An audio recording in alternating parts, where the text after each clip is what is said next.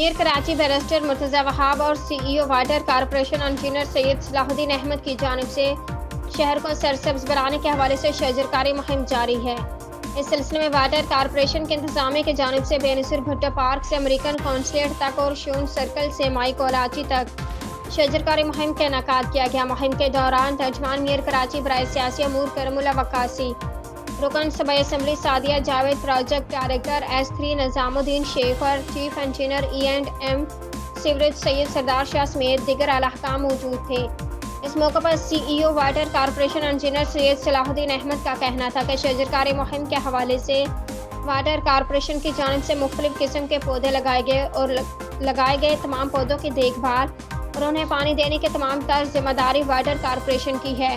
میر Karachi barrister Murtaza وہاب کا کہنا تھا کہ شجرکاری مہم کا مقصد موسمیاتی تبدیلیوں سے نمٹنا اور ماحولیاتی استحکام کو فروغ دینا ہے اور ہمیں شجرکاری کر کے کراچی کو ایک سرسبز اور پائیدار شہر میں تبدیل کرنا ہے۔